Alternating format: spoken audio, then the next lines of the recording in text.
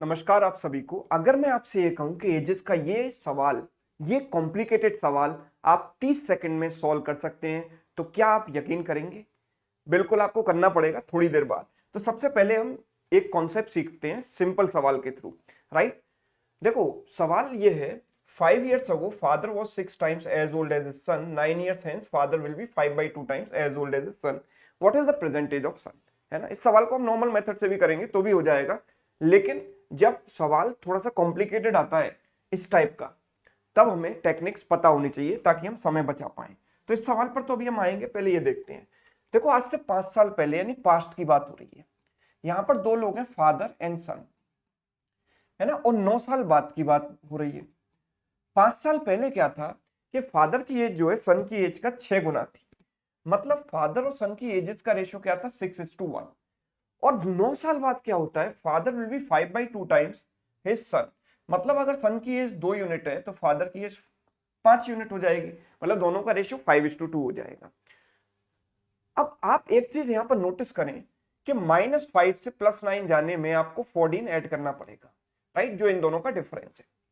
तो दोनों पर्सन्स की एजेस, मतलब दोनों पर्सन मतलब फादर और सन, दोनों की एजेस 14 से इंक्रीज होंगी। मतलब दोनों में ये जो चेंज है ना, वो सेम होना चाहिए। मतलब यहां से यहां का चेंज और यहां से यहां का चेंज सेम होना चाहिए। लेकिन अभी आपको चेंज सेम नहीं दिखाई दे रहा होगा। यहां पर है -1 और यहां हुआ है +1। तो हम इनको सेम कैसे बनाएं? So that is called balancing. तो बैलेंसिंग कैसे करते हैं, इसके पीछे की कहानी समझिए। अगर एक रेशियो है A:B और दूसरा रेशियो है C:D, आप ये चाहते हो कि ए और सी और बी और डी का जो डिफरेंस है वो बराबर हो जाए। तो A-C बराबर B-D, ऐसा आप चाहते हो। आप B को इधर ला सकते हो, तो आप कह सकते हो A-B बराबर C-D, है ना? तो इसका मतलब ये भी है। मतलब आप अगर A-B और C-D ये दोनों डिफरेंसेस को इक्वेट कर देते हो, तो ये वाले डिफरेंस भी ऑटोमेटिकली क्या हो जाते हैं? बराबर हो जाते हैं। तो हमारा टारगेट क्या है कि हम इन दोनों डिफरेंसेस को इक्वेट करें। इक्वेट कैसे करेंगे? तो हम सबसे पहले देखते हैं कि यहां पर डिफरेंस है 5 का और यहां डिफरेंस है 3 का। 5 और 3 को हम बराबर कैसे कर सकते हैं? इनके एलसीएम के बराबर कर सकते हैं। 5 और 3 का एलसीएम क्या होता है? 15। तो 15 बनाने के लिए इसको हमने 3 से मल्टीप्लाई किया, राइट? 3 से मल्टीप्लाई किया तो हो गया 18:3। और 15 बनाने के लिए इसको 5 से मल्टीप्लाई किया, 5 से मल्टीप्लाई किया तो हो गया 25:10, राइट? अब अगर आप डिफरेंस देखते हैं तो यहां पर भी डिफरेंस 7 का है और ये डिफरेंस भी 7 का है। दोनों डिफरेंस इक्वल हो गए और दोनों का जो डिफरेंस है वो 14 ईयर्स के इक्विवेलेंट है। मतलब 7 यूनिट की वैल्यू जो है 14 ईयर्स के बराबर रखी मैंने, तो 1 यूनिट की वैल्यू 2 साल आ गई। हमसे सन की एज पूछी है तो सन की ये एज कितनी है? 3 यूनिट। 1 की वैल्यू 2 है तो 3 की वैल्यू कितनी हो गई? 6 साल। पर ये जो एज है वो 5 साल पुरानी एज थी इसकी, तो करंट एज कितनी हो जाएगी? इसमें 5 ऐड कर देंगे, कितनी आ जाएगी? 11 साल। Option B. This is called ratio balancing, right? अब इसको कॉम्प्लेक्स क्वेश्चंस में कैसे अप्लाई करें ये देखिए। सवाल कह रहा है कि 2n years ago the age of Raju was 4 times that of his son. n years ago the age of Raju will be thrice that of his son. मतलब पूरा वेरिएबल वाला सवाल है और वेरिएबल वाले क्वेश्चंस का ही जमाना है। बैंकिंग एग्जाम में काफी ज्यादा पूछे जाते हैं। आज से 2n years पहले, मतलब पास्ट की बात हो रही है, आज से n years पहले। फिर आऊंगा मैं प्रेजेंट पर, है ना? और सवाल को आप स्कैन करते हो तो आगे दिया गया है n years later, मतलब आज से n years बाद। ठीक है, ये मैंने टाइमलाइन लिख दी। यहां पर दो लोग हैं, राजू और उसका सन, राजू एंड उसका सन। आप सबसे पहले एक चीज नोटिस करो कि 2n years ago the ratio was 4:1, 4 गुना थी ना, 4:1।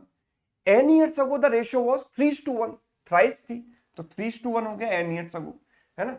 अब जो चेंज इसमें होना चाहिए वही चेंज इसमें भी होना चाहिए, राइट? तो वो चेंज को हम इक्वल कैसे करते हैं? तो यहां पर डिफरेंस है 3 का और यहां पर डिफरेंस है 2 का।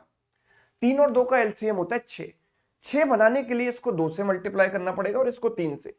जैसे ही आप इसको 2 से मल्टीप्लाई करोगे ये हो जाएगा 8:2, और जैसे ही आप इसको 3 से मल्टीप्लाई करोगे ये हो जाएगा 9:3, है ना?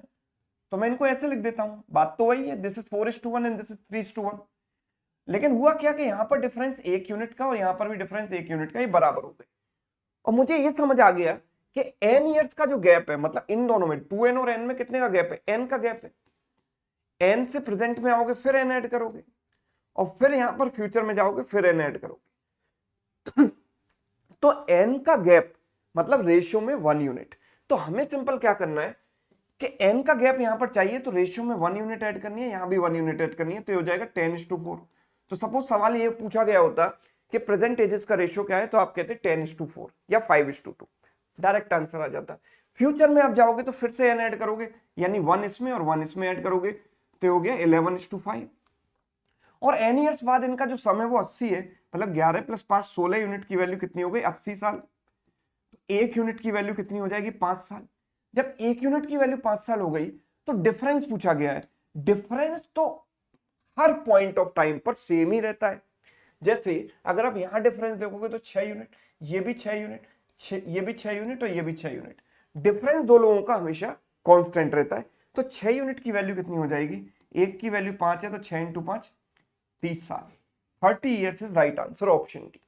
बिना किसी इक्वेशन के, बिना किसी कैलकुलेशन के, सिंपल रेशियो मेथड से आप इसको सॉल्व कर सकते हैं। लेकिन इसके पीछे का ये जो कॉन्सेप्ट है ये आपको पता होना चाहिए, राइट। मैं ये नहीं कह रहा कि हर सवाल, एजेस का हर सवाल इस ट्रिक से या इस कॉन्सेप्ट से आप सॉल्व कर सकते हो, लेकिन मेजॉरिटी ऑफ द क्वेश्चन, बहुत सारे सवाल इस टेक्निक से आप जरूर सॉल्व कर सकते हो, राइट। तो बेसिकली ये जो टेक्निक मैंने समझाई, ये फ्रेशर्स के लिए थी। और जिन लोगों को ये टेक्निक आती भी है ना, वो एक सिंपल सवालों में तो अप्लाई कर लेते हैं, लेकिन ऐसे सवालों में अप्लाई नहीं कर पाते, राइट। तो एक्सपीरियंस लोगों के लिए भी ये क्लास थी। एक सवाल आपके लिए होमवर्क है, ये इस टेक्निक से होगा या नहीं होगा ये आप देखिए, इसका आंसर मुझे कमेंट करके बताइए।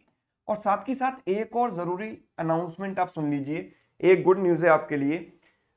जिन भी बच्चों का एग्जाम कैलकुलेशन स्पीड की वजह से नहीं निकलता, कॉन्सेप्ट तो सर आते हैं लेकिन कैलकुलेशन में फास्ट नहीं कर पाता, राइट, तो उनके लिए मैं कैलकुलेशन बूस्टर सीरीज कल से स्टार्ट कर रहा हूं। और ये जो सीरीज है ये क्लास रेगुलर लाइव हुआ करेगी। और कितने बजे हुआ करेगी, डेली सुबह 10 बजे, 10 AM इसका टाइमिंग है। डेली आप इसमें लाइव जुड़ेंगे। तो कल इसका डे 1 है, इसमें हम सिस्टमेटिक तरीके से टॉपिक बाय टॉपिक कैलकुलेशन की सारी टेक्निक सीखेंगे। तो कल जो क्लास है जैसे परसेंटेज बेस्ड कैलकुलेशन की है, जिसमें हम परसेंटेज टू फ्रैक्शन कन्वर्जन, उसके एग्जांपल्स, राइट, उनको याद कैसे करें, कैसे बनाएं, ये सारी चीजें, परसेंटेज की सारी प्रॉपर्टीज और उन पर बेस्ड एग्जांपल्स, ये कल की क्लास में डिस्कस करेंगे। फिर आने वाली क्लासेस में हम एडिशन सब्ट्रैक्शन की एक क्लास मल्टीप्लिकेशन की, एक क्लास बेस मेथड की, एक क्लास जो है स्क्वायर रूट, एक क्लास क्यूब रूट, है ना। ये सारे टॉपिक सिस्टमेटिक तरीके से कंप्लीट हो जाएंगे। उसके बाद हम प्रैक्टिस क्लासेस स्टार्ट करेंगे, मतलब जो टेक्निक्स हमने सीखी हैं टॉपिक बाय टॉपिक, उनको सिंप्लीफिकेशन के क्वेश्चंस में, एक्चुअल एग्जाम क्वेश्चंस में कैसे अप्लाई करें, उनको फास्ट सॉल्व करने के लिए, राइट। तो ये सीरीज कुछ दिन तक अब चलने वाली है, रोज सुबह 10 बजे चलने वाली है। तो अगर आप रेगुलर लाइव जुड़ोगे और मैं जो टाइम देता हूं, टाइमर देता हूं क्वेश्चन सॉल्व करने का, उतने टाइम में आप सॉल्व करोगे, कमेंट करोगे, जितना ज्यादा इंटरेक्ट हो सकता है उतना इंटरेक्ट करोगे, तो डेफिनेटली इस सीरीज से आपको काफी ज्यादा फायदा होने वाला है, राइट। ठीक, तो चलिए, उम्मीद करता हूँ इस सेशन आपको अच्छा लगा होगा। अगर अच्छा लगा है तो वीडियो को दोस्तों के साथ ज्यादा से ज्यादा आप शेयर कीजिए। अगर आप चैनल पर नए हैं तो चैनल को सब्सक्राइब कर लें। Thank you so much.